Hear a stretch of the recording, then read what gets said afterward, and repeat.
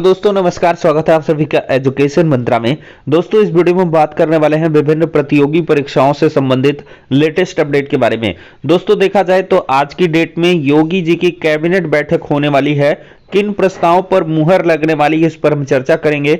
69,000 भर्ती में हाईकोर्ट से एक नोटिस जारी हो चुका है। आरओ मुख्य परीक्षा सवालों के घेरे में है। 105 गलत प्रश्न का दावा कर रहे हैं छात्र। 4 वर्षीय इंटीग्रेटेड बीएड मामला पहुंच गया है कोर्ट। स्टाफ नर्स भर्ती परीक्षा धांधली मामले में कोर्ट ने किया है सवाल जवाब। तो दोस्तों यहां पर चलिए सारी अपडेट्स के एक साथ डिस्कस करते हैं। तो वीडियो को दोस्तों लाइक जरूर करें। आप लाइक नहीं करते जिससे मोटिवेशन नहीं मिल पाता है। शेयर किया करें और ज्यादा से ज्यादा सब्सक्राइब करें अगर पहली बार चैनल को देख रहे हैं। तो चलिए दोस्तों देखते हैं सबसे पहले योगी सरकार की कैबिनेट मीटिंग में आखिरकार क्या कुछ नया होने वाला है। दोस्तों देखा जाए तो मुख्यमंत्री योगी आदित्यनाथ की अध्यक्षता में कैबिनेट बैठक आज होगी।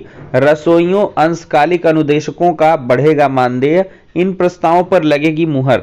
तो देखा जाए मुख्यमंत्री योगी आदित्यनाथ की अध्यक्षता में मंगलवार को होने वाली कैबिनेट बैठक में परिषदीय उच्च प्राथमिक विद्यालयों में कार्यरत अंशकालिक अनुदेशकों का मानदेय और मिड डे मील बनाने वाले रसोइयों का मानदेय बढ़ाने व उन्हें यूनिफॉर्म दिए जाने के प्रस्ताव को मंजूरी मिल सकती है। तो दोस्तों यहां पर देखा जाए तो पूर्वांचल एक्सप्रेस वे पर स्थापित टोल प्लाजाओं के संचालन, टोल वसूली, 6 एम्बुलेंस, 12 पेट्रोलिंग वाहन उपलब्ध कराने के लिए एजेंसी के चयन पर भी मुहर लग सकती है। कैबिनेट बैठक में उत्तर प्रदेश औद्योगिक निवेश और रोजगार प्रोत्साहन नीति 2017 की नियमावली के तहत प्रदेश में मेगा परियोजनाओं की स्थापना को प्रोत्साहन देने के उद्देश्य से दी जाने वाली विशेष सुविधाओं व रियायतों को स्वीकृति भी मिल सकती है। तो यहाँ पर दोस्तों नाबार्ड वित्त पोषित ग्रामीण अवसंरचना विकास निधि योजना के तहत निर्माण के लिए प्रस्तावित सड़कों के अनुबंधों में 5 वर्षों तक रखरखाव का प्राविधान किए जाने के प्रस्ताव को अनुमोदन मिल सकता है। नोएडा ग्रेटर नोएडा प्राधिकरणों के लिए किए गए भूमि अधिग्रहण के मामले में हाईकोर्ट की ओर से पारित आदेश के अनुपालन में भूस्वामियों को दिए गए 64.7% अतिरिक्त प्रतिकर के सापेक्ष 10% अर्जन व्यय की धनराशि जमा करने से छूट दिए जाने के प्रस्ताव पर भी निर्णय होने के आसार हैं।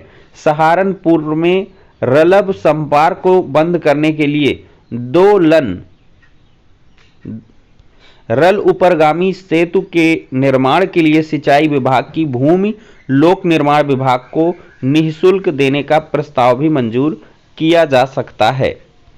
तो यहां पर दोस्तों खास बात यही है कि जो अनुदेशकों और रसोइयों का मानदेय है वो बढ़ाया जा सकता है, क्योंकि इसकी एक लंबे समय से मांग चल रही है और उनके लिए यूनिफॉर्म की उपलब्धता सुनिश्चित की जा सकती है। दोस्तों जैसे ही कैबिनेट बैठक होगी और प्रस्तावों पर मुहर लगेगी तो आपको अवगत करवाया जाएगा। लेकिन यहाँ पर दोस्तों आप लोग सिर्फ भर्ती की आस में बैठे हैं तो इस वजह से लगता है कि यार भर्ती पर चर्चा नहीं हुई, लेकिन यहाँ पर बहुत सारे लोग जुड़े हैं जिनको अन्य अपडेट्स भी चाहिए होती हैं। तो चलिए दोस्तों 69,000 भर्ती में हाईकोर्ट से क्या कुछ नोटिस जारी हुआ है इस पर हम चर्चा कर लेते हैं। दोस्तों गृह जनपद आवंटित ना करने पर यह सवाल जवाब हुआ है। इलाहाबाद हाईकोर्ट ने 69,000 भर्ती मामले में बिजनौर जिला निवासी अनुसूचित जाति के याची को गृह जनपद आवंटित करने के लिए दाखिल याचिका पर जवाब तलब किया है। कोर्ट ने राज्य सरकार और अन्य विपक्षियों से 3 सप्ताह में जवाब मांगा है। यह आदेश न्यायमूर्ति राजीव जोशी ने अमित कुमार चौधरी की याचिका पर दिया है। याचिका में सचिव उत्तर प्रदेश बेसिक शिक्षा परिषद प्रयागराज को क्वालिटी पॉइंट अंक व जिला वरीयता के आधार पर नियुक्ति पुनरीक्षित आवंटित सूची जारी करने संबंधी समादेश जारी करने की मांग की गई है। याची की तरफ से अधिवक्ता MA सिद्दीकी ने बताया कि काउंसलिंग के बाद शाहजहांपुर जिला आवंटित किया गया है। नियुक्ति पत्र भी जारी कर दिया गया। याची को 62.5 क्वालिटी पॉइंट अंक मिले हैं, जबकि विपक्षी संख्या 4 से 14 तक के उससे कम अंक प्राप्त किए हैं और उन्हें गृह जनपद आवंटित किया गया है। कोर्ट ने विपक्षियों को भी नोटिस जारी कर जवाब मांगा है। याची का कहना है कि 1133 सीटें अभी भी खाली हैं, इसलिए उसे गृह जनपद दिया जाए। तो दोस्तों गृह जनपद का मामला 68,500 शिक्षक भर्ती में भी चल रहा है। पता नहीं किस प्रकार से आवंटन करते हैं कि ये विवादों के साए में आ ही जाता है। कम गुणांक वाले को गृह जनपद, अधिक गुणांक वाले को दूर का जिला। ये काफी बड़ी विसंगति का मामला है। 68,500 शिक्षक भर्ती भी इससे अछूती नहीं रही और ये मामला अब 69,000 में भी जा पहुंचा है। अब दोस्तों देखा जाए तो 4 वर्षीय इंटीग्रेटेड बीएड कोर्स को लेकर करना पड़ सकता है थोड़ा सा इंतजार। देखा जाए तो शैक्षणिक सत्र 2022-23 से शुरू होने वाली 4 वर्षीय इंटीग्रेटेड बीएड कोर्स को लेकर छात्रों को थोड़ी सी जो इंतजार है वो करनी पड़ सकती है। वजह इस कोर्स को सिर्फ देश के कुछ चुनिंदा संस्थानों में शुरू करने का मामला कोर्ट में पहुंच गया है। ऐसे में इसे शुरू करने में कुछ देरी हो सकती है। फिलहाल इस मामले की सुनवाई कोर्ट में इसी हफ्ता होनी है और ऐसा माना जा रहा है कि इसके बाद स्थिति साफ हो जाएगी। तो दोस्तों यहाँ पर एनसीटीई ने सत्र 2022-23 से इंटीग्रेटेड बीएड कोर्स शुरू करने के लिए कहा है और नई शिक्षा नीति में सिफारिश की गई है कि 2030 के बाद स्कूलों में 4 वर्षीय बीएड करने वाले छात्रों को ही बतौर शिक्षक नियुक्ति दी जाए।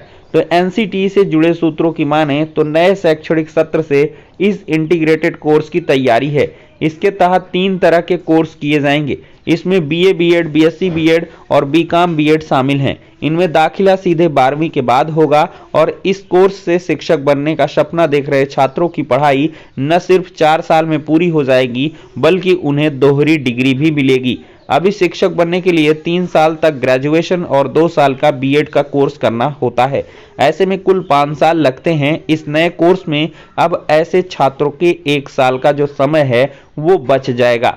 अब चूंकि बड़ी संख्या में संस्थानों ने इसके लिए शुरुआत में आवेदन दिया था, बाद में यह कहते हुए उनका पैसा वापस कर दिया गया कि अभी सिर्फ 50 संस्थानों में ही इसे शुरू किया जाएगा।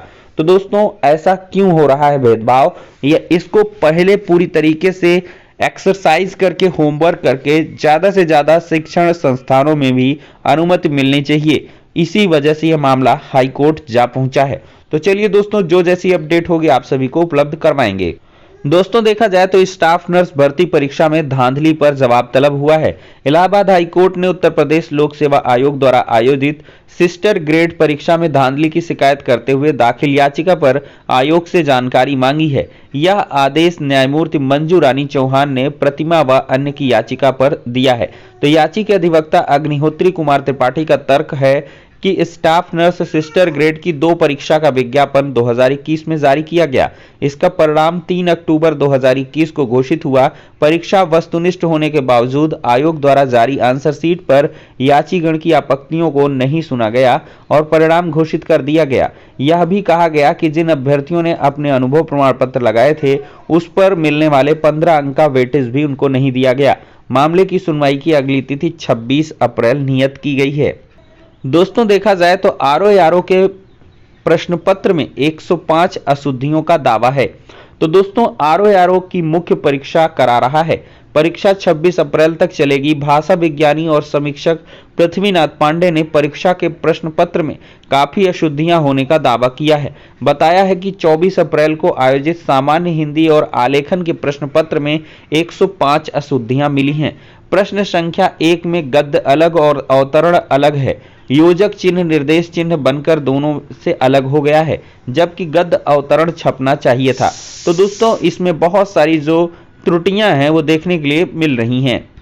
दुखद खबर है, बेसिक शिक्षा परिषद के पूर्व संजय सिन्हा का निधन हो गया है। निदेशक साक्षरता वैकल्पिक शिक्षा उर्दू और प्राच्य भाषाओं पद से सेवानिवृत्त बेसिक शिक्षा परिषद के सचिव रहे संजय सिन्हा का सोमवार को निजी अस्पताल में निधन हो गया। वह 2 बार बेसिक शिक्षा परिषद के सचिव रहे। निदेशक साक्षरता के पद से अगस्त 2021 में सेवानिवृत्त भी हुए थे। वह लीवर संबंधी बीमारी से ग्रसित थे। दोस्तों देखा जाए तो असिस्टेंट प्रोफेसर विधि का इंटरव्यू स्थगित कर दिया गया है। अशासकीय सहायता प्राप्त महाविद्यालयों में असिस्टेंट प्रोफेसर विधि के 41 पदों के लिए 4 से 7 मई तक प्रस्तावित साक्षात्कार टाल दिया गया है। इस विषय की संशोधित उत्तर कुंजी के 3 प्रश्नों को हाईकोर्ट में चुनौती दी गई है। इस कारण उत्तर प्रदेश उच्चतर शिक्षा सेवा आयोग ने सोमवार को इंटरव्यू टालने का निर्णय लिया। देखा जाए दोस्तों तो बेसिक शिक्षा विभाग के विशेष सचिव ने निलंबन का आदेश जारी किया है। डायट प्राचार्य बीएन सिंह अनियमितता में सस्पेंड किए जा चुके हैं।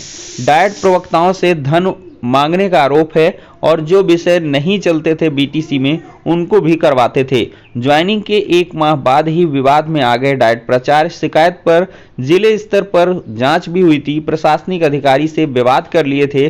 कुशीनगर के पूर्व प्राचार्य के खिलाफ भी जांच बैठा दी गई है। तो दोस्तों, इस प्रकार की जो छुटपुट चीजें हैं वो घटित होती रहती हैं। दोस्तों, देखा जाए बीएसएफ यानी कि बॉर्डर सिक्योरिटी फोर्स में 90 पदों के लिए ग्रुप बी जूनियर इंजीनियर और सब इंस्पेक्टर के पदों पर मौका है। अधिकतम आयु 30 वर्ष निर्धारित की गई है। आयु सीमा में जो नियमानुसार छूट है वो भी मिलेगी। उम्मीदवारों के पास केंद्र व राज्य सरकार द्वारा किसी मान्यता प्राप्त विश्वविद्यालय से आर्किटेक्चर डिग्री और सिविल इलेक्ट्रिकल इंजीनियरिंग में 3 वर्षों का डिप्लोमा होना चाहिए। चयन के पहले चरण में लिखित परीक्षा आयोजित की जाएगी। लिखित परीक्षा क्वालिफाइंग प्रकृति की होगी। दूसरे चरण में उम्मीदवारों को document verification, physical standard test, physical efficiency test के लिए बुलाया जाएगा। तीसरे चरण में प्रैक्टिकल ट्रेड टेस्ट लिया जाएगा। मेडिकल बोर्ड द्वारा आयोजित मेडिकल टेस्ट के लिए अभ्यर्थियों को उपस्थित होना होगा। आवेदन की अंतिम तिथि 8 जून 2022 है। 200 रुपये आवेदन शुल्क है और rect.bsf.gov.in पर जाकर आप लोग अधिक जानकारी ले सकते हैं। तो फिलहाल के लिए दोस्तों इस वीडियो में इतना ही। नेक्स्ट में मिलते हैं।